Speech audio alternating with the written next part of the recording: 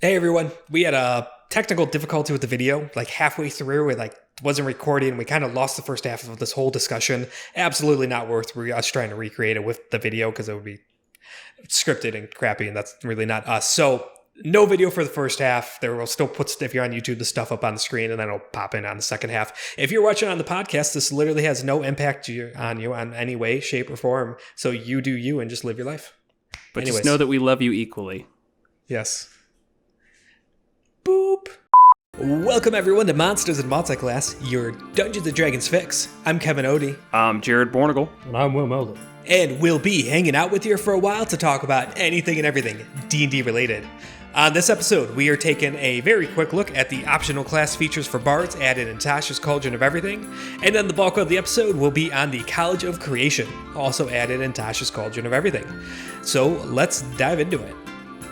Woohoo. And before the actual full dive, just a quick little note. College of Eloquence, also in Tasha's, is a reprint. We already covered it in a Mythic Odyssey of Theros episode, which if you're on YouTube, this card's, going on. So check that out. So we will not be talking about that today or next week or whatever.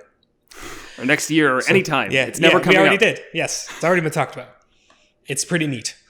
Check out the video. All right, so the optional class features, there's not a whole lot. There's additional bard spells added as just new spells on their list that they could pick from. Bards are not preparation casters, so they just pick it and know it at all times. It's a little superfluous for bards because they have magical secrets. Lore bards get it at 6th and then 10th and a bunch of levels after. Every other bard starts getting it at 10th, where they could pick, I'm pretty sure it's 2 spells each time they get it from, it's 1 or 2 spells, from any spell list in the game. Any spell from any spell list in the game, as long as they have the level appropriate for it. So in a sense, they've already had all of these. And I don't know if I would say any of these are so good that they would have been a magical secret pick anyways. So it's not even like you're so much freeing it up. Yeah. Pretty just low implications here. Oh, right. Some of the highlights, there's a bunch of them, but like Mirror Image, I always love that spell. It's a good defense spell where you create 3 duplicates of yourself, and if something hits you, they gotta try to hit you. They roll a d20 and hit the wrong thing, and it's not concentration. It's really nice. Slow is a good spell. Good battlefield debuff. They do get Hero's Feast, which is a high level 6th level spell. It costs like 1,000 gold to cast. We just use that in our main campaign to go fight a green dragon because it makes you immune to poison and fear and gives a bunch of temp HP and advantage in wisdom saving throws. Increase to max HP. Oh, not increase temp to max HP. That's right, what's so dang cool about it. Right. So another class having access to that, sure. Great. The rest of them, I don't know. Hit or miss, I guess. Yeah, just nothing too color special spray, to say. Command, as you said, large reduce. It's already covered by magical secrets if they wanted it. I will say, just from a thematic standpoint, Hero's Feast does seem very fitting to me because I am now imagining the bard regaling everybody with a tale over dinner while they enjoy their feast. Just seems, again, fitting. Though I guess they need some time to eat as well. But maybe they can scarf down an hour's worth of food in 5 minutes. Right. Yeah, so spells. Nothing crazy exciting there. Then at level 2, as an optional feature, they get Magical Inspiration. So if a creature has a Bardic Inspiration die from you and casts a spell that restores hit points or deals damage, the creature can roll that die and choose a target affected by the spell, add the number rolled as a bonus to the hit points regained or the damage dealt. And then the Bardic Inspiration die is lost. So it's just another use for Bardic Inspiration. It feels like it steps on Valor Bard a little bit because they have the Bardic Inspiration where they can add it to their damage roll, but that's not spells. Yeah, the only thing I'll say is that it doesn't feel necessary at all. This seems like a way that they have used Bardic Inspiration in other ways, as you just said with the Valor Bard. If they wanted this, it could have just been in a subclass somewhere. Bardic Inspiration by itself, even without any of the subclass modifiers, very strong. Ability that gets tons and tons of use. I don't really think it needed anything, and I think this will probably get forgotten as an optional feature at most tables. Yeah. I'm with you on that. It is nice it's given something to spellcasters, because I have a bard right now in our main campaign, and I almost never give the bardic inspiration to one of the spellcasters, because I'm a valid bard, and give it to someone who could use it for their AC or plus to hit or something like that. But it's adding to damage, where that's usually not worth it. Using that whole bardic inspiration for an extra 1d6 to damage, where it's usually better to make a miss into a hit. Or if you're Valor, use it as a reaction to up your AC to make the enemy miss you, or stuff like that, as opposed to just using it to add an extra 1d6 on your firebolt. Yeah, it feels a little better at lower levels. And yes, it does scale up to a d8 and then a d10, but it's still just not a ton of damage. Okay, here's one thing I'll add to this discussion. The only thing, and I think we'll be done with it. This damage, I believe, would crit. So if you could do it after an attack hits, can you? Or is it just a spell? So if they cast a spell that restores hit points or deals damage. Yeah, so I guess if Guiding Bolt crit, then could they choose to do it afterwards? Add the number rolled as a bonus to the hit points regained or damage dealt. That doesn't sound like it would crit. It's like you rolled a number and you roll the die, you get a flat number and you tack it on as a bonus. So that's the recent like to me. Phrasing, as I've seen, is that when it shouldn't crit, it says immediately afterwards it adds this damage to say that it's a separate instance. This sounds like it is adding it to the initial instance because it's a bonus to it. Mm-hmm. I don't know. That's worth looking into. Yeah. What, you come to this show expecting us to be experts on this stuff? Come on. We just ask questions and think on things. Sure, I can see it going either way. And then yell at Jeremy Crawford when he doesn't give us good info.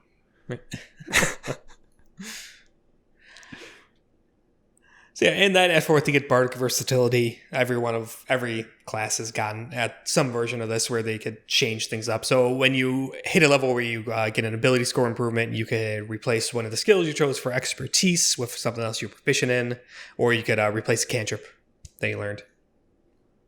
Real simple stuff. Same thing we say for all of them. It's nice that it's codified, but I think most DMs are pretty lenient on switching stuff around. Yeah, the changing in expertise does feel a little bit weird, just from a purely flavor standpoint. The idea of changing what you're really good at just because you leveled up seems a bit odd, but whatever. Yeah, it's a game.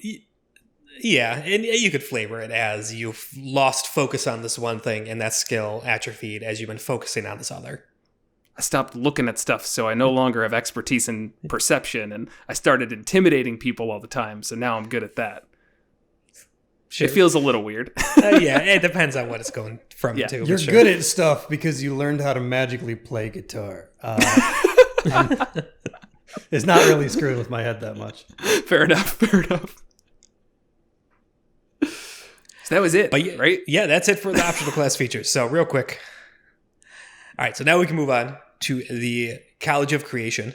So I would say the College of Creation it's kind of the bardiest bard, like the quintessential bard.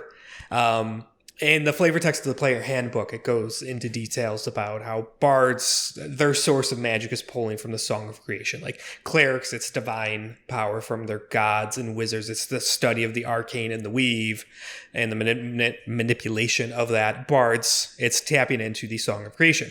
That is why there's such this connection between music and performance in bards, even though it's not a completely necessary, it's very common and very much baked into the flavor. So the College of Creation bards really just hone in and focus on it. They're studies of that. They're students of that. They have a deep understanding of it and learn to fully utilize it to put their own creations into the world. Yeah, and this has a lot of parallels with the Order of the Scribes Wizard that came out in Tasha's as well, where I get the feeling that it's very much like as you said, the quintessential version of this class, which I probably would have prescribed to Lore Bard before this, but I think this takes over for that idea of what is a classic bard. Yeah, absolutely.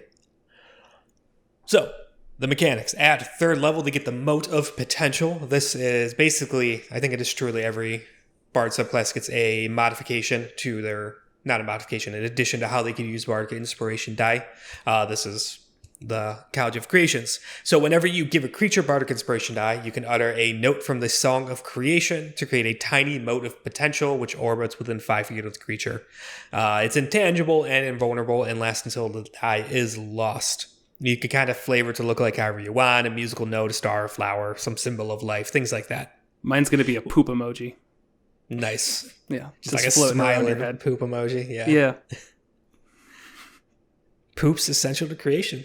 Fertilize the earth, the plants grow, animals eat the plants, there you go. And then they poop, and circle of life, man. And I'm not going to go into what the note from the Song of Creation would be for that one. That a fart joke? Yes, it is. Nice. We're high class here. Yeah. All right. So when the creature uses the Bardic Inspiration die, the mote provides an additional effect based on what the die is being used for. So if you use the die to boost the result of an ability check, the creature can use the Bardic Inspiration die again and choose which roll they want. So basically they get an advantage on their Bardic Inspiration die roll. If it's for an attack roll, so after you roll your attack, if it's, you want to up it, you can roll your Bardic Inspiration, and then after doing it, the mote shatters thunderously, and the target in each creature of your choice that you can see within 5 feet must succeed on a Constitution saving throw against your spell save DC or take thunder damage equal to the number rolled on the Bardic Inspiration. Just to note, it is your spell save as the Bard's DC. You're not having to do it for whoever made the attack, which is nice. And then finally, if you use it for a saving throw to up that, the creature gains a temporary hit points equal to the number rolled on the Bardic Inspiration die, plus your charisma modifier, minimum of 1. So nice little perks. There's no limit of this. It says you can create the mote, but there's not saying like you could only do this up to your proficiency bonus or something. So I don't know why you just wouldn't every time you give someone a Bardic Inspiration die.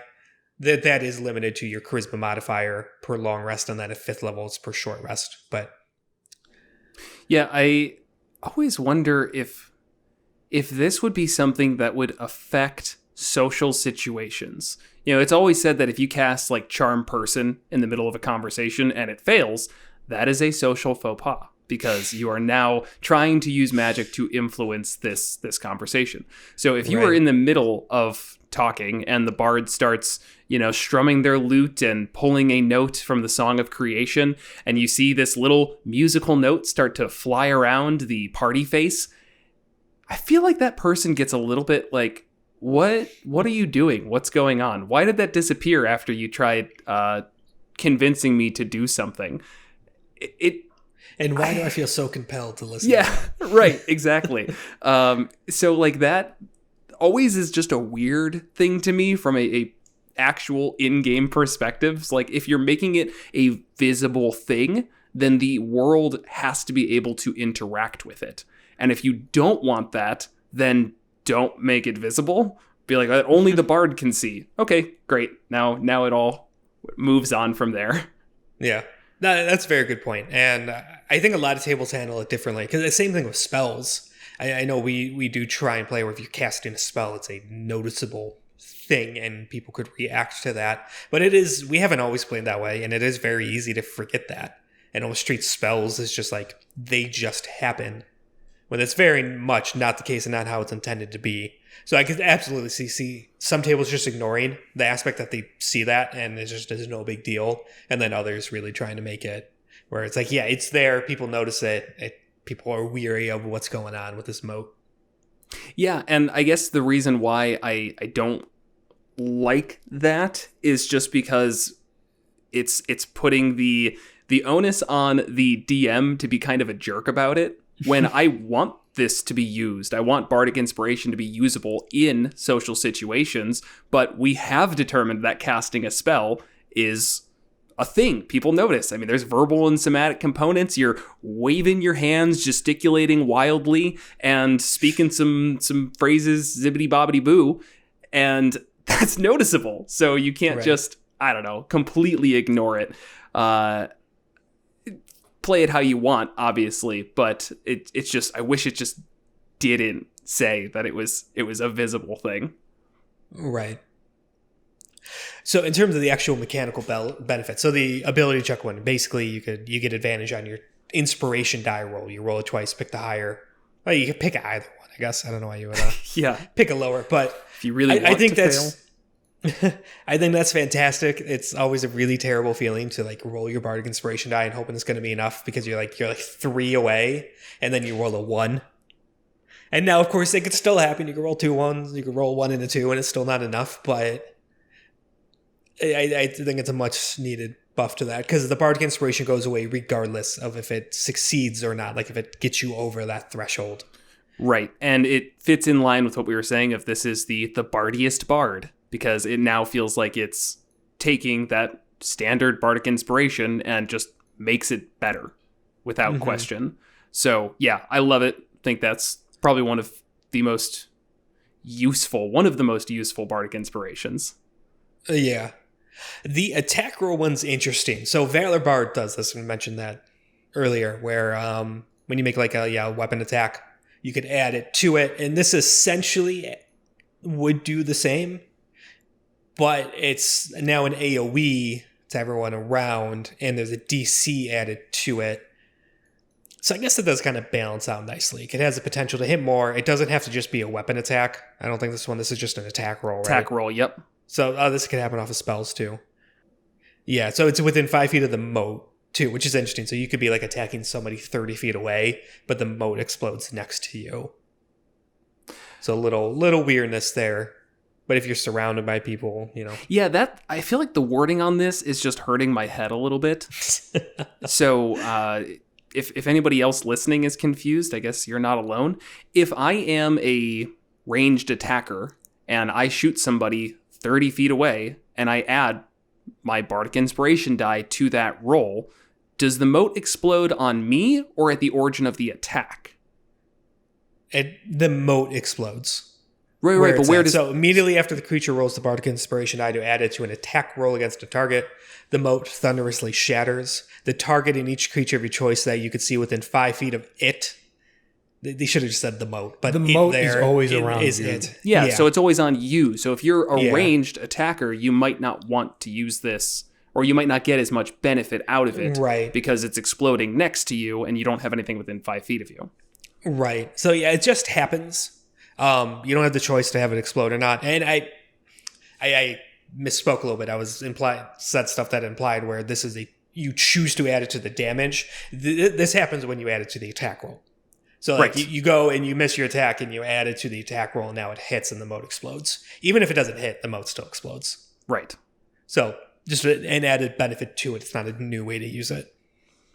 So yeah, I would not give it to a ranger or to like the caster. And well, then again, it's their choice to have how to use it. You just give them bardic inspiration and then they choose to use it for this or not. But. Right. I mean, again, at the very least, they're getting the addition to their attack roll. So cool. That's something. You get the most benefit out of it if there are enemies nearby. That said, it's not that much of a benefit. It's pretty teeny tiny, to be honest. Constitution saves, as Will is oh so familiar with, are probably one of the most common saves for monsters to have and enemies that are actually worth a damn, because Wizards of the Coast recognize that stunning strike is ridiculous, and if everything failed Constitution saves, we wouldn't have a fun game. So it's an easy one to target, or I guess a hard one to target, and even when they fail, it's not that exciting of a number. I mean, we're talking, on average, you're around a D8 with Bardic Inspiration, maybe up to a D10, and that's 4 to 6 damage we're talking about. Now, that's per enemy around you, so I guess you might have a situation where you're completely surrounded, but then you're still completely surrounded. So I would actually have rathered this push creatures back and do 0 damage. I think that would have been a little bit more interesting. And maybe, that I'm sure we could have a back and forth about how, well, now melee people are out of range and maybe that's not good and blah, blah, blah, blah, blah. Sure. But I just think that the 4 to 6 damage isn't really interesting enough to throw on here, and making some AoE or battlefield control just would have been a more interesting route to go. Yeah, I could see it either way. Or like disadvantage on their next attack if they fail. Like things that feel bardy. Just adding more damage doesn't feel bardy. Yeah. No, I get that. All right, and then the saving throw one where after you use it, you get 10 hit points equal to the number rolled on Bardic Inspiration. That's a nice little boost. It's not going to be a crazy number, but still, free 10 hit points, and using your Bardic Inspiration to try and pass a save that you just failed is a well worth it by itself. Yes. No, regardless. So probably some temp HP thrown on top. Great. Yep. Yeah. Using it to save on a saving throw that you would have failed is probably the best use of Bardic Inspiration you can use every single time. Mm-hmm. Yeah, the amount of temp HP, if you have a Twilight Domain cleric in your group, you probably won't even want that temp HP. That's gonna true. Be dog doo. That is a good point. There are now some subclasses that give out a lot of temp HP. But that's it for the different Bardic Inspiration uses. Yes. So then also at third, they get Performance of Creation. So this is as an action, you can channel the magic of the Song of Creation to create one non-magical item of your choice in an unoccupied space within 10 feet of you. It must appear on a surface or in a liquid that can support it. The gold point value can be no more than 20 times your bard level, and the item must be medium or smaller. It glimmers softly and can hear faint music when touching it. It disappears after a number of hours equal to your proficiency bonus. And there's examples of like the equipment area and stuff like that. Once you create an item with this feature, you can't do so again until you finish a long rest, unless you expend a spell slot of second level or higher to use it again. You can only have one item created by the set of time. If you reuse it, the first one immediately vanishes. As you level up, when you hit 6th level, the item can be large, and 14th level could go up to huge. So this seems super useful for really creative players. But just by default, it doesn't sound very interesting. Yeah, I mean, there are spells and stuff that could do this. I think the Forge Cleric could do something similar too. They can make items worth under 100 gold? Or was it under 10 gold? It's I think it's 100. That's what I thought. But it's based off level, but it doesn't come up as much as you think. And it really stops being useful rapidly in the game because you're like level 12 or 14. It's like, we don't need a crowbar anymore because we're level 14. We just do things with our hands. Yeah. Right. And it doesn't give a whole lot of guidance into what can be made. Like, could you use this to make a key that will work on a specific lock? I would say no, but there's like, it doesn't specify anything about anything like that. So I could absolutely see people trying to argue for that. Right. And then, I mean, I would go off of the, like, ruling at the table. I'd probably look at what other second level spells can do because it is placing it at a second level, more or less. Right. That's true. And I don't know what level knock is. I was about to say, what level is knock? Yeah, pull it up. All right. Keep talking. Well, that's what I need to hear. But if it is the same level as knock. It's second level. Then sure, a skeleton key for this specific doorway. Sure, you're getting around an ability check, or maybe, nobody here has a lockpick set. Fine. Yeah. But it's... You can make a rowboat, for the record. That's like, all I was thinking was, can I make a rowboat with this? The Why? answer is, there's no reason. Why? Why did you want a rowboat? They're cool. I don't know. I was okay. Whenever I think of making things with my mind, it's rowboat. Rowboat's first thing. Okay. Yeah. Just like sitting in a tavern in a landlocked town, thousands of miles from any major body of water. Rowboat. And just drag it down the road. I think we figured out what Will's Song of Creation is. Row, row, row your boat. That would be the worst character ever. The row your boat creation warlock. You just always sing that. Bard. Creation Bard. Yeah, whatever. Warlock Bard, same thing. Now we're getting into the Strixhaven UA. So I do think this is one that at a creative table and with a lenient DM becomes extremely powerful, but with a really strict DM or we'll say just a player who doesn't really get what's going on, and I wouldn't blame them for not getting it, it just feels kind of weird. And I really don't know how often we're playing D&D and in a actual session we say, if only we had this object. It just doesn't really come up. And maybe it's because we haven't been given the ability to just poof those things into existence. But Will, you said yourself when you were playing the Forge Cleric for about 10 months or so, I remember us having the conversation of, can we use this Forge Cleric's channel divinity to get around this problem? And the answer was generally, no, it's not going to be that helpful. So I'm pulling up now. The Forge Cleric's thing, so it takes an hour. It's an hour-long ritual, right. And you have to have the raw material. Okay, so but I think you could just use... And it needs metal. I think you could just use like 100 gold, though. You could, yeah. So that wasn't like that much of a limiting factor. But you couldn't make huge objects or large objects. So I know in the recent one-shot we did, you all didn't have a cart. So the Bard of Creation could have been like, haha, here's a cart. I made one. And then it disappears after a certain amount of time. And I guess they have to do it again. I don't know. I mean, yeah, so that's... I think there'd be uses. Also, I think... So, and nowhere does it say like an item you're familiar with or have seen or anything like that. So that does help, you know. It just in terms of like the specific key or things like that. I know like IDs aren't really a thing in the world, but like if you do, like documents, fake a document this way. That's what I'm thinking. It's like, imagine there's a secret ledger like guarded in the deepest vaults of a lost hidden temple, and you're like, just. If I think about it hard enough, we can just read that bad boy off. Yeah, I guess that's where it definitely gets a little weird. And then the DM's like, oh, I forgot to mention that that piece of paper was magic. It was very, very, very magical. Yeah, that's kind of an interesting way to think about it. But I don't know if I would allow it to have knowledge that you don't have. That seems wrong. Because it's about creation, not about pulling things that have, I don't know, just making a book or anything seems wrong. Yeah, I would say it's blank. It's like it like looks like the book or whatever, but it's just blank. Now I would argue to fill it. If it was something that you knew, like for example, you are an aficionado when it comes to horses. I don't know. You could probably make a quick little zine on horses, just like, boom, here you go. That seems kind of fitting.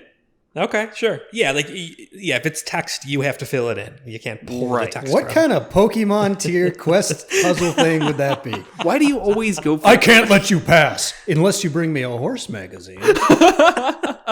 Well, I am trying to think of scenarios where I'm giving an answer without having a question. All right. So if you could just College of Creation out answers, then go for it. But I'm working with what I got. I don't know if you all have done any internet research on this, but there was a popular post going around that was kind of, for lack of a better term, stupid, where they were saying that you could make rules as written an anti-material rifle, because that is in the equipment section of the DMG, and you could animate it using that 6th level ability and basically have an anti-material rifle that just shoots for you and does force damage and all of this stupid stuff. It was just like three paragraphs of just, D&D players being D&D players.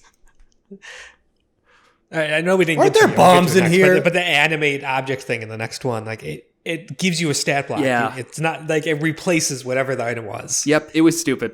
Okay. It's just very much. If anybody looks it up, because it was literally, if I researched anything about the College of Creation, it was like the first thing that came up. It was just the ramblings of a madman that needed to stop.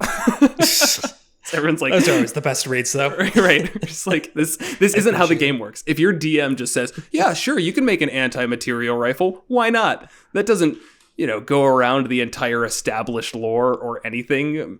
Fine, here you go. Right. You could make like actual equipable equipment, weapons, armor, things like that with this if you need something in a pinch, which would be a little strange, but if you in one of those situations where you lose all your equipment, you get the greatsword for your fighter back to help fight out or something like that. Yeah, I actually did see some good suggestions for that. Like, say you're fighting a monster that is resistant to slashing damage. Well, you can quickly make a bludgeoning weapon for your fighter. Right. And those types of quick fixes are, I think, really neat, though usually fade out in need as you level up, get more items, get more whatever. But, that's, I'll say, table dependent, but I could see that being useful. Having the right tool for the right job is a valuable thing. That's an artificer ability, being able to make different packs. It's like artisan tools. Yeah. It's artisan tools, which is super limited. It's just that. And it's like if you were proficient in something, you would probably already have it on you. I don't remember exactly how that was a bad one. It was bad. Another thought with this one, though, is like going back to the kind of espionage, trying to infiltrate something, like create like the guard's armor and like tabard. Okay. However you say that. Yeah. Like the guard's colors or something. You should be able to get a pretty good disguise going with this, and yes, there's like the first level spell, Disguise Self, which kind of does it, but that does not hold up to physical scrutiny. Like you could literally like pass through things. Where this one, no, it's physically there, but it glimmers softly and you hear music. Never mind. Oh, that'd be really funny. Oh, fuck. No, man, that ruins a lot of it. Trying to like fake papers or anything like that. Again, it just wouldn't work for that. Yeah, it's very... Why would they put that line in there? This is like what I was saying. Probably to fuck you. This is what I was saying with the moat. It's the same thing. Is that when you make it obvious to everybody that it's a thing, it now just brings up a lot of questions that I don't want to have to ask at the table. Just let it be cool. Let the cool thing be cool. Right. Yeah, that ruins a lot of like infiltration, espionage type things you could do with this. But it doesn't ruin the boat. You're Actually, right. You could have it. It makes the boat better. Yeah, everybody sitting in the boat can hear the music, and they get to have a fun time while you're rowing across the chasm or whatever. And a nice like aesthetic light show. Cast on the water. Ooh, that'd be nice. So I do worry that as a third level ability, or as a major class feature of this character, of the subclass, it kind of feels a little jokey, which, I think it'll have some uses. I think a lot of times it'll just be used for the laughs. The right tables, it's going to excel. At the wrong tables, they're going to wish they didn't have it or just not care. So luckily, that's not the only thing they get. The Mote potential is pretty solid for third level. So this is just a nice kind of bonus. I'm sure it would come up when you have that and you know it is an option to be able to do this. You will find uses. This will become the solution to problems. Yes, or the problem to solutions. Right. if you're really playing D&D right. All right, moving on. 6th level, we have Animating Performance. So as an action, you can target a larger, smaller, non-magical item within 30 feet and animate it. The item uses the dancing item stat block, which they list here and we'll get to in a minute. It's friendly to you and your companions, obeys all your commands. It lives for an hour or until its hit points are reduced to 0 or until you die. In combat, it shares your initiative count and goes immediately after you.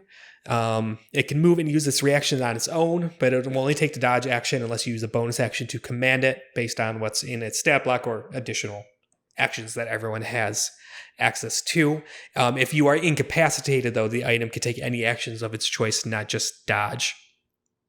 When you use your Bardic Inspiration feature, you can command the item as part of the same bonus action for use of Bardic Inspiration, which is really nice because bards are a little bonus action heavy. There's also a couple spells too that use them. And so that's nice where you don't have to choose, like, do I want to inspire somebody or have my animated item do something? You can do both. So this item can be used once per long rest unless you expend a spell slot of 3rd level or higher, and then you could use it again. You can only have one item at a time. If you recast it, the old one immediately dies. So the stat block, it's a dancing item, large or smaller construct. Armor class of 16, hit points of 10 plus 5 times your bard level. So right away, that's pretty solid.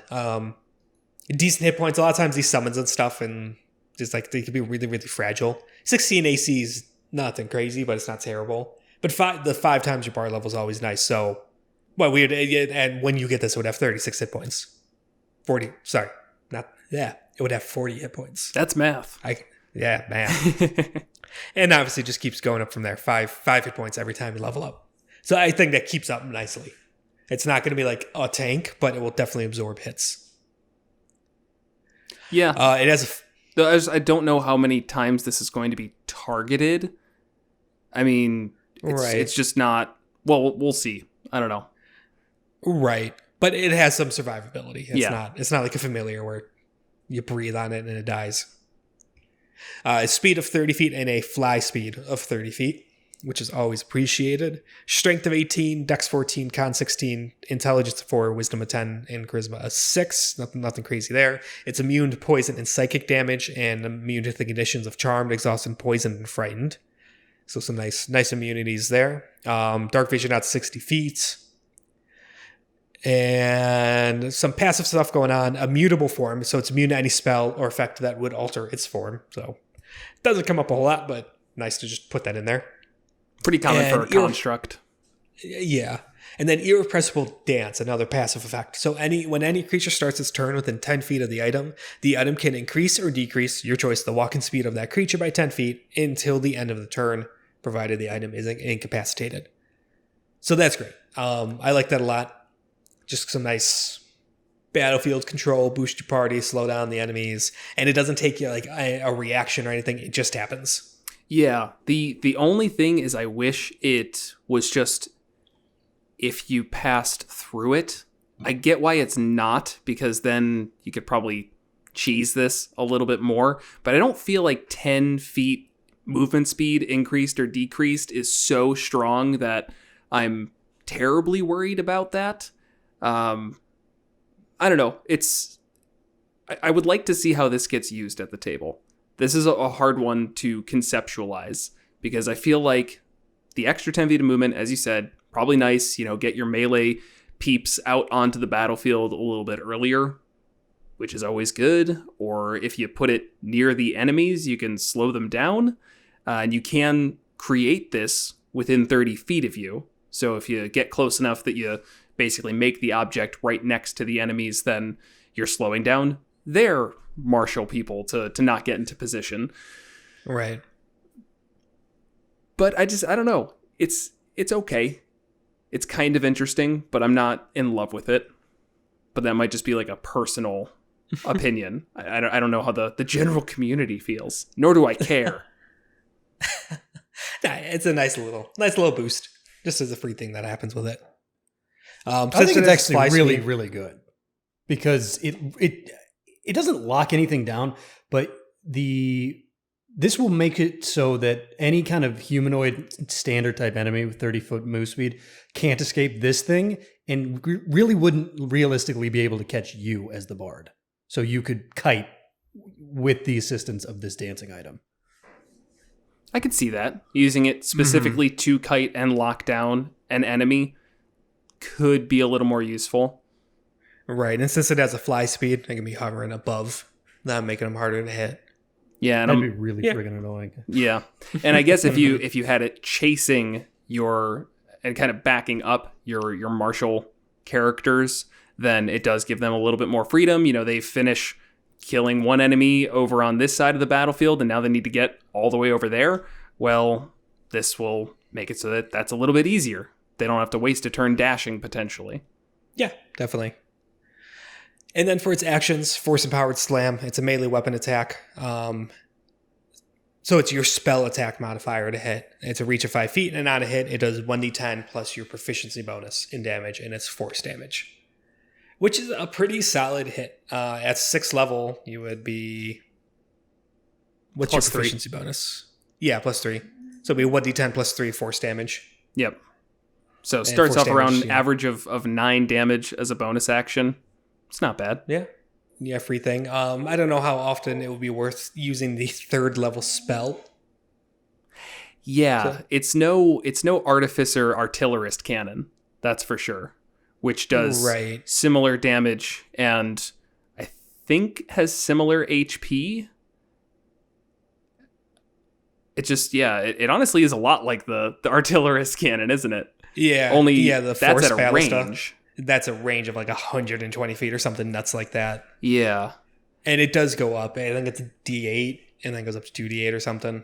And I know that that's like its main class thing, so it should be stronger. It'd be dumb if they were like of equal level. But this taking a 3rd level spell to cast versus the 1st level spell that it takes to cast the artillerist cannon, I don't really get that. I don't see this as a 3rd level ability. There is a difference in the spell casting capabilities of both classes. Yep. And like you said, while this is cool and it is a big part of this class, the bard stands on its own more than the artificer ever did. Yeah, that's true. So your little bonuses from your college, this is fun, but it's not the defining feature. And I think it's just going to get used frequently and it'll be useful. Yeah, I think it'll mainly be the one free casting you get of it. Yeah, that's more the thing is I'm hard pressed to think of a time where you're looking at all of the spells in your repertoire and you're like, this is what we need right now. I mean, it's nice that it's basically a concentration free summon, and for that it's all right. But I'd use the free one and then I'd probably forget about it. Yeah. Lincoln's all worked up about it. Yeah, it's a good thing we have video now, so that way people can see. I was saying I can never even see my dog. Yeah. Unless you're on the podcast. Yeah. Then you could maybe hear my dog, though I try and cut him out. Yeah, he just stormed in here on a huff as we were talking about this. He has strong feelings. I don't know what to tell you. Tell him that he can't play a bard. He's a dog. Right. But that's all I have to say about the dancing item. I don't feel that strongly about it, I guess. Will, you say that it's got some use. I will end with, I'd like to see it at the table, just to see how it plays out. All right, and then finally at 14th, we get Creative Crescendo. So when you use your Performance of Creation feature, that's the 3rd level one where you create a non-magical item. You can create more than one item at once. The number of items equals your Charisma modifier, minimum of 2. If you create an item that would exceed that number, you choose which previously created item disappears. Only one of these items can be of the maximum size you can create. The rest must be small or tiny. You are no longer limited by gold point value when created items with Performance of Creation. So this is pretty darn good. Okay.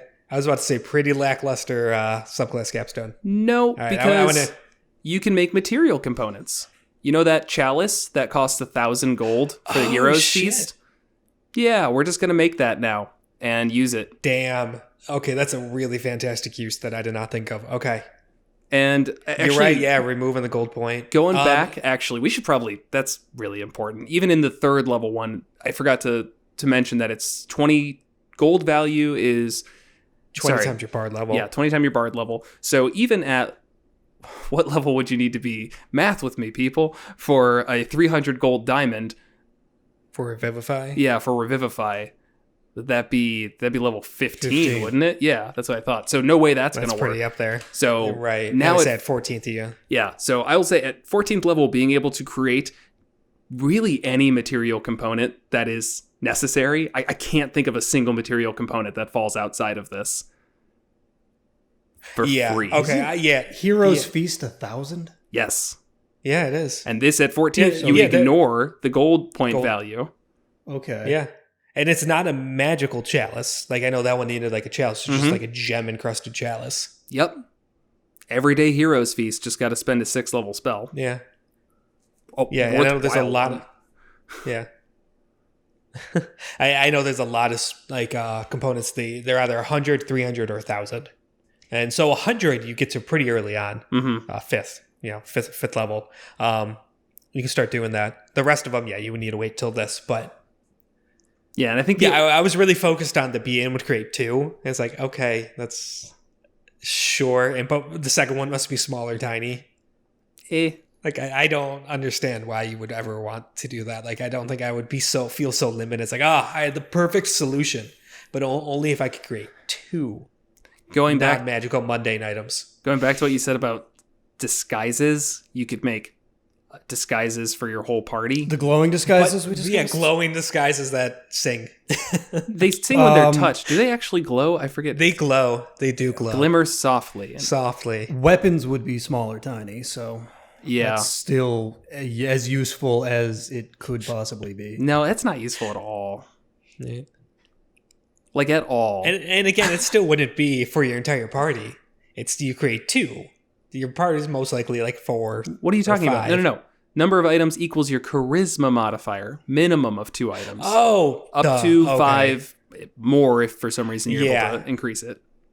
Okay, good point. Yeah, I misread that. Minimum of 2. If you got to level 14 as a bard, and you got your plus plus 2 1 charisma going, I was thinking Plus about that 2. because every other time in existence it says minimum of 1. This is the first time I've ever seen it say minimum of 2. So it's almost like they're kind of just it almost feels intentional. Or like if you went out of your way to make a bard with only 13 charisma and you got to level 14, first off, good on you. Second off, have 2 items at a time. Make it an increase. Right. Because otherwise it would be, if it was just your charisma modifier and you had 13 charisma, it'd be just 1 item. Like, oh, up to your charisma modifier? Great. I never increased that. Are you supposed to increase that as a bard? Is that important? Yeah, just put it all in strength. Is that not okay? Strength and intelligence. Should have put a couple more points in intelligence. So I think this does kind of beyond the material components thing. That I think alone is really huge. And that seems broken to me, to be totally honest. I don't know if I agree. Not at 14th level.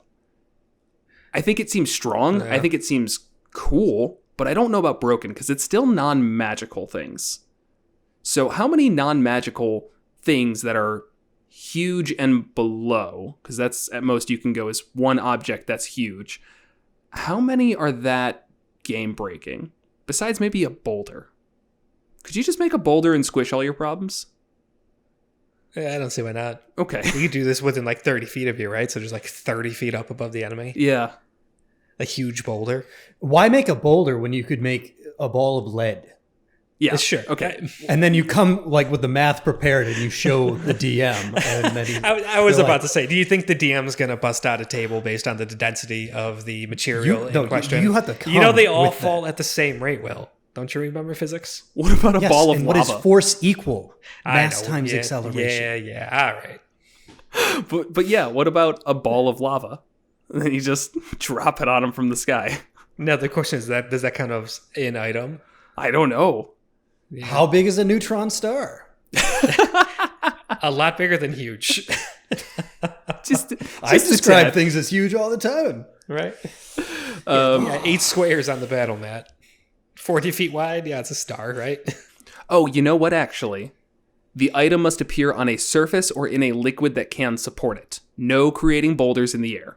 But so you do it at the precipice of a hill or a cliff. And it rolls down. Yeah. You're just gonna piss off your DM, who's gonna like appreciate the creativity but feel annoyed of having to figure out how to do damage for that. Yeah, you are. Like 1d6 per 10 feet, it's not fitting. Like you shouldn't do it as full damage. That was my initial thought. That would be way too little. It'd be much too little. There's dropping a sack of potatoes 10 feet doesn't do as much damage as dropping a boulder 10 feet. Right. So, yeah, I mean, as for the more items aspect, I don't know of ways that this is going to just be the solution to the problem where you need 5 pencils instead of 1 pencil, but it's there. You know, you'd never be without a pencil, and that's pretty worthwhile. You know how frustrating that is. Oh, you forget a notebook and a pencil. Now you can make both. That disappear in an hour. Yeah. Oh. Or like after your proficiency bonus or something like that. Yeah, they're not permanent. It's not very good. They're not permanent items. Which actually does bring up one question of if you were trying to make like tinkerer's tools, is that considered 1 item? I don't think so. Okay, then how many items is it considered? It doesn't. Now we're doing some pretty fundamental, like, ontology questions. Like, is a rope, or is it a collection of fibers? And are those fibers, or are they a collection of molecules? And that's where I take issue with this, though, is because the rules are supposed to be kind of clear when it comes to this stuff. But instead... This is inexcusably unclear to me. I just... Do you actually mean that? Or are you mocking me? Yeah, I mean that. Okay. I can never tell. Here's the problem that they ran into. They wanted to give you a list of things that this could cover, but that list is too big, so they just left it completely open-ended. Yeah. Yeah, I mean, I haven't looked extensively at the equipment list that it lays out, because that's fairly large. I'm actually the standard player handbook list. You probably are familiar with it. Weapons, armor, and then like adventuring gear is all on there. Yeah. It's the whole chapter 5 of the player handbook. Yeah. Okay. It's actually a very large... I mean, ponies are officially on there, so... But it doesn't cover everything that you would find in a town. Right. So you're right, yeah, because at the end of the day, it's not supposed to be. Oh my god, you could make a warship, expanding on Will's rowboat idea. Just How for a big is little the bit. warship? I don't know. Huge. It's gargantuan. huge. It's gargantuan. Yeah. A rowboat is large. There you go. All right. Yes! Robo could happen. Rowboat can I happen. told you. That's all that matters. So you could also make a pound of platinum. And that's where things get kind of confusing, don't they? Because you could pull some real nasty tricks. Well, I don't think you could, because that is definitely not an item. Why is it not an item? It's a pound of platinum? Not platinum, it's platinum. I always picture like platinum coins. No. Okay. Like literally a block of platinum, and you say, "Here you go." You can make a huge cube of platinum. That's glimmering and sings when you touch it. Yeah, like Which should you make really it can't more use it valuable, to not trick less. people. Yeah. Look at this magical platinum. Ooh. Roll a deception check. Right. So, yeah, all right. That's getting silly. It would look really pretty, though. You could convince some Kuotoa that you're a god, and that in its own right is pretty worthwhile. I say, if you convince Kuotoa that you're a god, then you do become just a god. So yeah, that seems worthwhile. You're right. There you go. There's the thumbnail for this. That's how it works. Make yourself a god? In the All of our most weird, faces. right? Convoluted way possible. Yeah, you gotta start doing that now, though, Kevin. Every single one of these thumbnails, you gotta have these. You're doing really great jobs, by the way, with these very pretty thumbnails, and then just plaster our dumbass faces doing and that's just weird enough with really poorly cropped out. Yeah, just. So yes, there's a convoluted way to make yourself a god. It probably won't work, and your DM will smite you for trying. Mm-hmm. And I think your DM will smite you for having Heroes Feast every day. For the record, that seems just too much. I mean, you're casting a 6th level spell. Mm-hmm. I spent a lot of time recently coming to terms with Heroes Feast. Because when I threw you guys up against an ancient green dragon, I had to go through every possible scenario, and they all came down to, you're going to use Heroes Feast. And that was not something that you could just not easily get around. You were going to get it. Anything I put in the way would have just been annoying. So if somebody wants to spend a 6th level spell every single day, when poison might not come up, when fear might not come up, when wisdom saving throws might not come up, and they want their extra max HP, go for it. Just go for it. Aid is probably a better way to get it. Yeah, I'm with you. It's the Hero's Feast is fantastic in the right situation. It Yes. usually doesn't need to be every day. Right. Yeah, and if you did block us from getting Hero's Feast, we would have just wiped. We wouldn't have survived that fight. Oh, yeah. Like, there's no way his Poison Breath attack. It only did like 84 there's damage. Poison Breath attack. Yeah, that's my max health. My max health. You guys would have figured it out. I don't think so. For what it's worth, to pull back the veil, I balanced the fight around Heroes Feast. I figured. Oh. Yeah. It probably would have been more of an adult green dragon than Yes. an ancient if we didn't have that. Exactly. All right. But anyways, that is the College of Creation. I think it's neat. I don't dislike it. It's like another part. I always keep going back to parts. It's another part I want to play. I think there's creativity there. The mechanics and flavor mesh really well. But it's not like broken or something. I wouldn't feel bad playing it like I would like Peace Domain or Twilight Domain, as we talked about in recent videos. Sure. I wouldn't mind seeing it at the table. Actually, I think I'd be excited to have one at the table. But myself, I don't want to play it. This gives, like, it's just not that interesting to me. The only thing that I legitimately like from this entire class is the better bardic inspiration. So maybe I do a 3-level dip from something else, because I think a 3-level dip into this, maybe 5, just for that short rest bardic inspiration stuff, and being able to use this all the time, could be really great.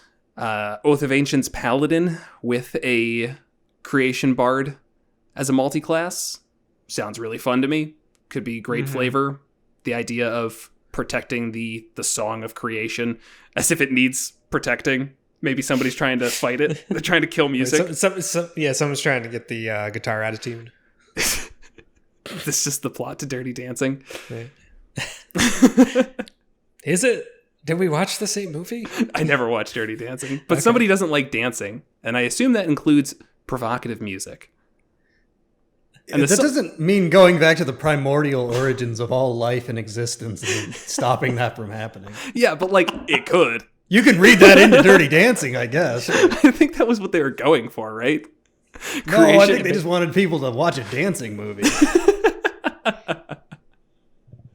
Well, as I said, I didn't watch it, so I wouldn't know. But you know what goes really well with creation and songs? Bardly. And using Bardly to create a song of creation for your games. And do you know what Bardly is, Kevin? Tell me. I'm not sure. Oh, good. I'm interested. Bardly is a service that you can use to seamlessly choose different soundscapes for your role-playing game, be it Dungeons & Dragons or some other game. You're here to talk about Dungeons & Dragons, so you don't care about other TTRPGs right now. And you can get 50% off your subscription using the code MNM50. Gets you half off, 3-month subscription. You get to play music for all your table, and maybe if enough people sign up, we'll start doing better promos and pre-scripting this stuff so that I don't just ramble for a little bit. How's that sound? We're not good at pre-scripted. It is not our forte. But it is an amazing service. I highly recommend checking it out. I've been using it for the last 7-ish months now. And honestly, for some reason, if I can't use it, it would really detract from my sessions. I've had like one-shots and stuff where it wasn't available. Love being able to play music, love being able to set the scene, makes it really simple. And if you're playing online, everybody can just go to the website that you send them, and you can control the music as the DM, or I guess let a player do it if they want to be DJ for the night. So check it out. Links in the description. And as always, to our patrons, love you all. Names here are Jeff W., Joe P., Vincent M., Isaac M., Sentinel D20, Star Shinobi, Adam A., Home Bakery, and Ed G. Got another one to add to the list, so thank you, Ed, and everybody else. You're all great. That's the episode. Yeah, like, comment, subscribe. Oh! Check the monstersmulticlass.com for our website, /support for how to support us, etc., etc. There's a thing on the screen. It's, basic stuff. Thanks for watching. Seamless execution. Yeah.